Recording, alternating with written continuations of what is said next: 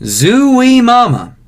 I guess we're back where we started. I was so excited for this film. It all started a year back when it was Disney Plus Day, and it was just a little glimpse of animation with Greg struggling to push the snowball, which was an iconic moment in the first book, and I just have to say that it looked gorgeous. It had such a distinct tone where it encapsulated the feeling and energy of the books, but also had this Peanuts movie vibe and that 2D aesthetic, which personally I think is immaculate. But sure enough, when the trailer came out, they must have gotten such a low budget because there was such a drop in quality. And speaking of drop in quality, this movie's pretty mediocre. Not as bad as certain iterations, but bad enough to be 58 minutes long and cutting out literally everything that made the original movie and books so special. I mean, you know when people say that a lot of the Disney live action remakes really ruined the animated classics? Well,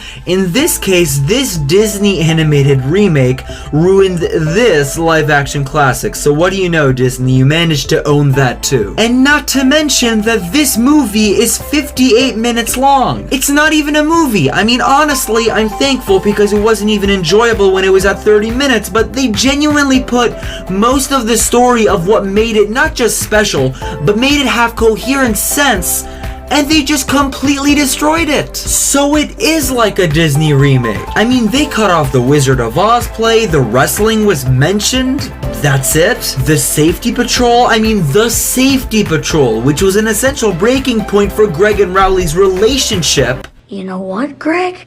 You're not a good friend. You never were. Now, Rowley, you don't mean that. I'm a great friend.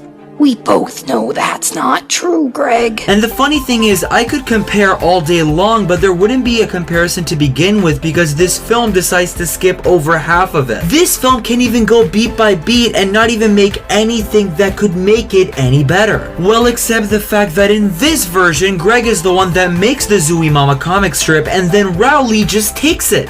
No credit, no nothing. For some reason, they were like, let's make Rowley steal the comic strip that Greg made, which wasn't in the book and the better movie, so I wonder how they got that idea in their head unless they were just watching some stand-up from comedians that have been allegedly doing a thing called joke theft, otherwise known as plagiarism. And Diary of a Wimpy Kid, no, Disney's Diary of a Wimpy Kid just had to climb on that totem pole. Identity theft is not a joke, Jim.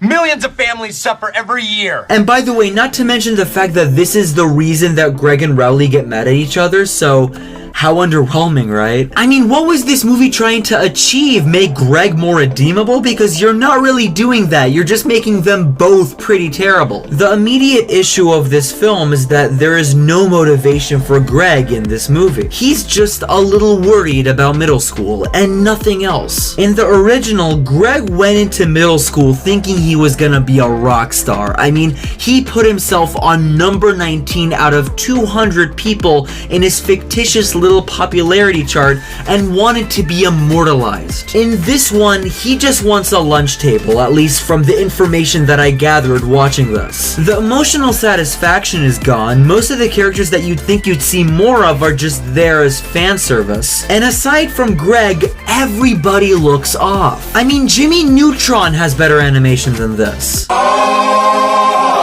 Now, are there any good things in this movie? I mean, a couple. Sometimes there are a few good shots in the film. The one scene that I felt was done well enough was when Greg goes to Fregley's and how much of the mayhem that ensues, even though the original did it 10 times better. There are a few decent jokes, and a lot of them revolve around how unintentional it is or how cheap the animation looks.